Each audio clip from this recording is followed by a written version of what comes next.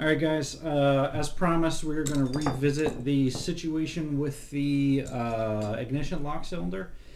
I tried to look some videos, I got some pics here.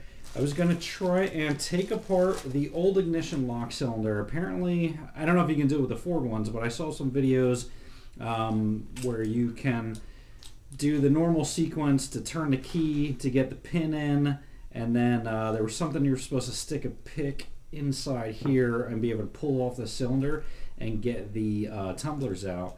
I couldn't figure out how to get it done. I couldn't see it on a Ford cylinder, so I called a local locksmith and told him what I was dealing with. He said bring down the old cylinder, bring down a new cylinder, and we'll see what we can figure out.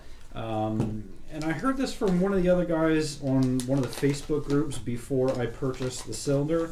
He said about matching the code on the cylinder, and we'll see if we can zoom up on this time so you can see it better.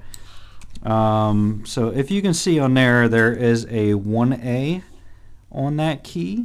I was told to match that up with a new ignition cylinder when I purchased that. So I tried to do that, but when you get the ignition cylinder from Ford, or from whoever you buy it from, this is a Motorcraft part, I got this from Rock Auto, you'll see in here that it talks about the key, and it'll say in here about the tumblers and which tumblers, 5, 6, 7, 8, 9, and 10 cut to match existing keys for the door locks. So essentially the last 5 tumblers are the only ones that should control the door locks, and the first 4 are the ones that are actually cut to the cylinder itself. So we're going to take out the new cylinder. I'll show you what I'm talking about here. Here is the blank. Actually, that is not the blank. Here is the blank of the new key on the bottom, as opposed to the old key that was already pre-cut. Obviously, that's been working with the car for 24 years. So if you look at these over top of each other, we'll see how we can do this with the keychains on. Actually, we'll remove the keychains off of these. Maybe we'll make it a little bit easier.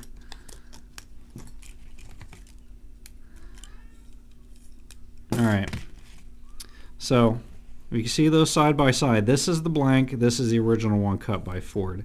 If you overlay these, and we'll see if we can overlay and get a camera close-up. I don't know how much of that you guys can see, but the tip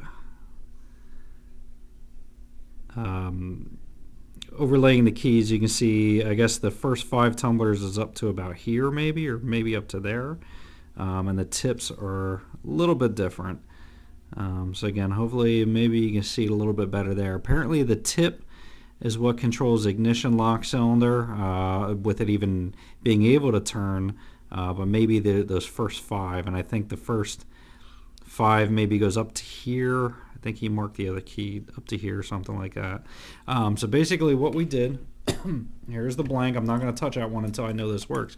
So I had him cut the other blank to try and match close to, or at least the last 5 tumblers to the original key. So see, the tips are different on these. This will not work in the old cylinder.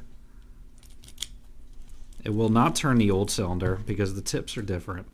Just like the old one will not turn the new cylinder because the tips are different.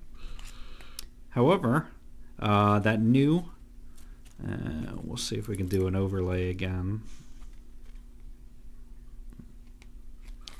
Right here, if you can see, is to where the 5th tumbler is, right around there. So everything from here back was cut on this key, or actually this is the stock key. So everything from, you know, whatever, here back was cut on this new key to work with those original locks. And I know, sorry, this is long-winded, but here's the information from Ford that they gave with the Motorcraft cylinder setup, and it talks about the first 5 tumblers and the last 5 tumblers, and you know what they do. So the hope is that I am going to be able to take the new key, which is here, and have it work with the new cylinder, which we know works with the new cylinder because I already did this in the store, so it already works with that. So now the hope is that this is going to work in the existing locks in the car. So get some light in here,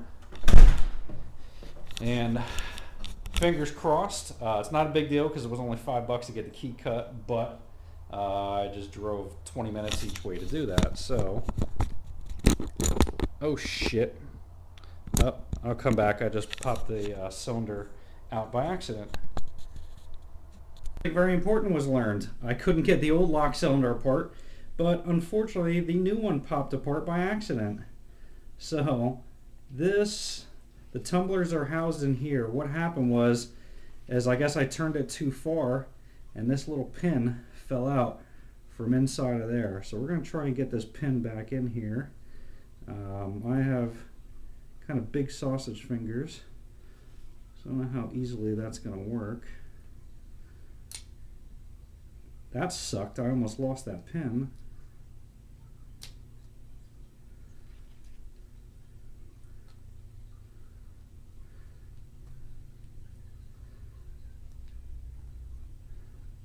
And apparently that is not going to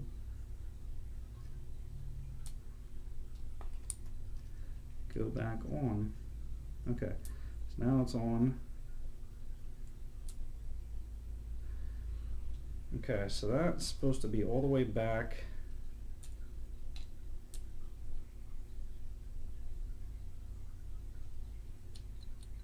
That's not supposed to be doing that. I don't know what the fuck just happened there. We'll see if we can figure this out and we'll come back. We are going to try this again. So apparently if you turn that ignition lock cylinder too much, it completely comes out, which is weird because my other one didn't. So maybe that's part of the thing with the ignition lock cylinder being broken. Since we're kind of tight on space here, we're going to try the trunk, see if the trunk will open with the new key. And then hopefully, once I get the new ignition lock cylinder back into the car, that it won't rotate that much, that it'll pull back out again. Hopefully that is not fucked up, but we will see. This is the new key, and fingers crossed. Look at that. Works. Alright, let's try passenger side lock. I've never actually tried the locks in this car. Alright. Works. And driver side lock. Works. Alright, so this was an easy fix. Last thing to try is the lock on the whatchamacallit here. Is there a lock on this? Yeah. Glove compartment. I'm sorry, I was drawing a blank. Lock on the glove compartment does not work, strangely enough.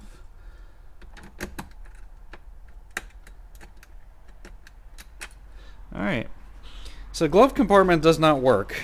Apparently the way that those are cut are a little bit different.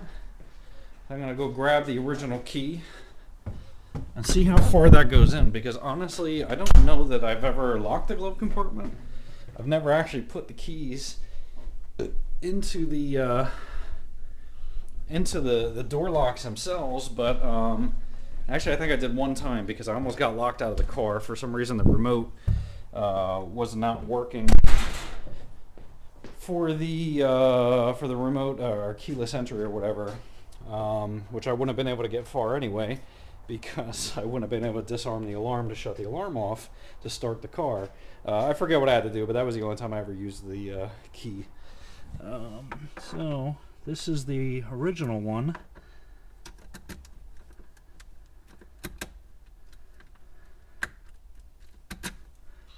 Weirdly enough, is this an original one? Yeah, it's cracked. Alright, so the original one does not work either. Alright. That's fucking weird.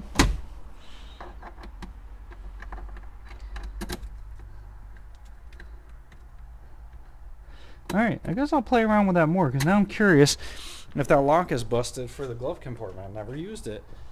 We're going to go get the ignition lock cylinder, try and get it back in the dash. Hopefully it does not get fucked up.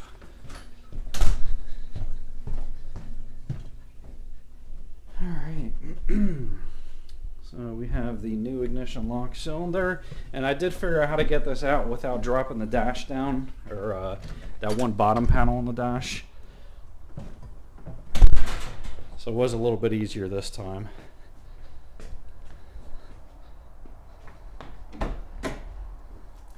Alright.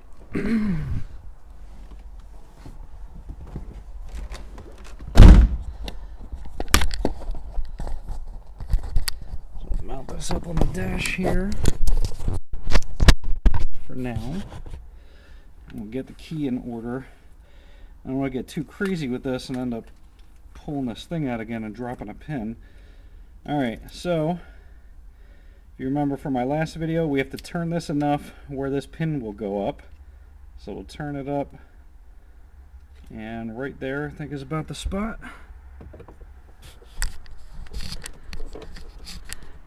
And got it in there.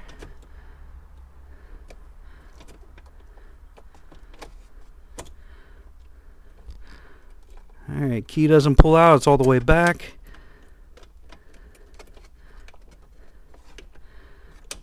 Key should pull out right about here. Alright, what the fuck?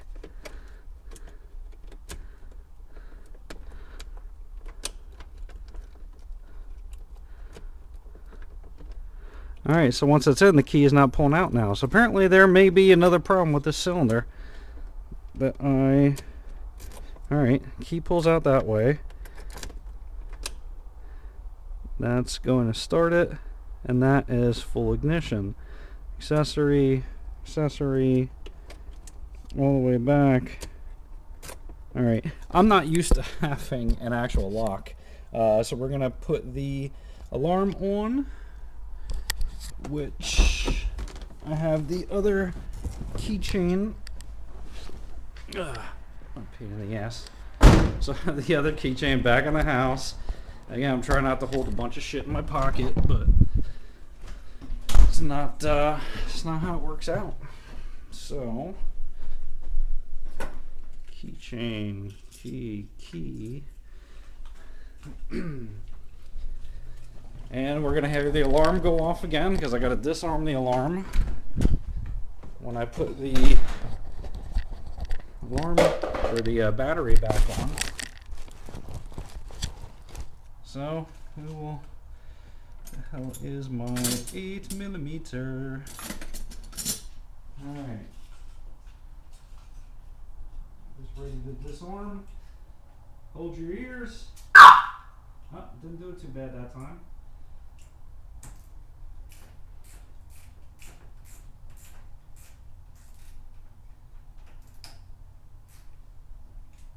I'm going to pull off the tender just in case. I don't like starting this when it's on the tender. I'm a little weird about that. I don't know if there's an issue, but I choose not to do it. Just in case. Alright, new key and key fob. Old key, key blank.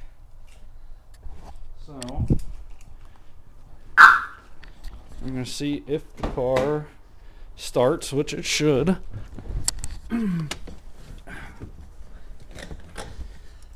Alright.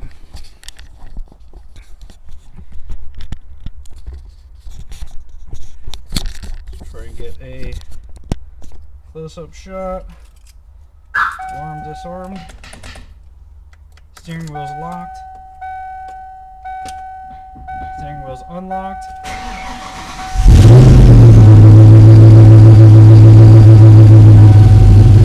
Everything looks fine.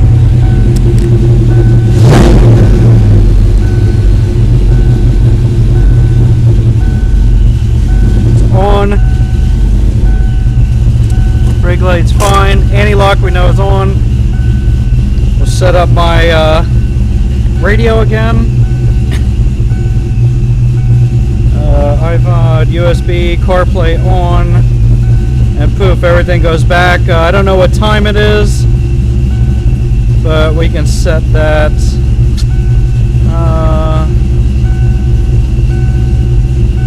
Alright, I don't know what time it is, so we'll set that later.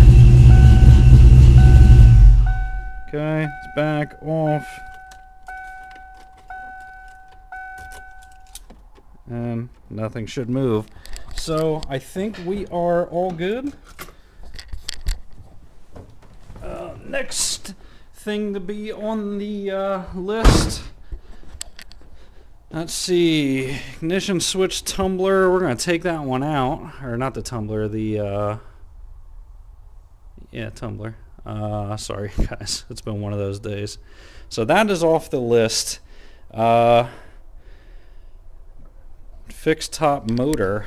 So we're gonna change that to motor. Sorry if it looks like I'm writing like an imbecile. But this thing is hard to write on the wall. So we're good with that. We gotta replace the license plate lights. We'll do that in another video. I don't have time to fuck with that today. But where we left off is top motor is trash. And we got the open lines in here. We will see if I can get this on here. I'll see if I can plug these up, and I'll do another video showing how to pry these things out. We'll come back in a couple minutes. Just want to come back real quick since I kind of glanced over how to get this pump out. So you can see I already have the lines off. I showed you guys earlier. The main section with the brushes and the top and the electrical part of the motor is off. I just want to put this on so you guys can see how to remove these rubber tabs. And figures my fucking light disconnects. Sorry guys. Alright, so you can see these rubber tabs. If you just pry up on these, they pop out.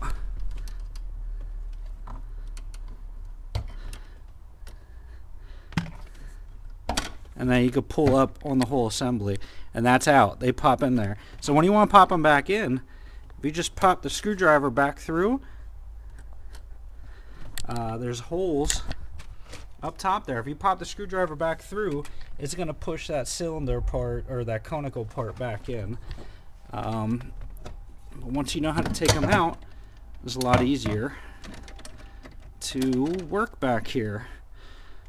So again, hopefully that helps. Here's the line for each one of the cylinders that goes and makes them go up and down. Here's another line. So one of them's an up, or one of them's a feed, and one of them's a return.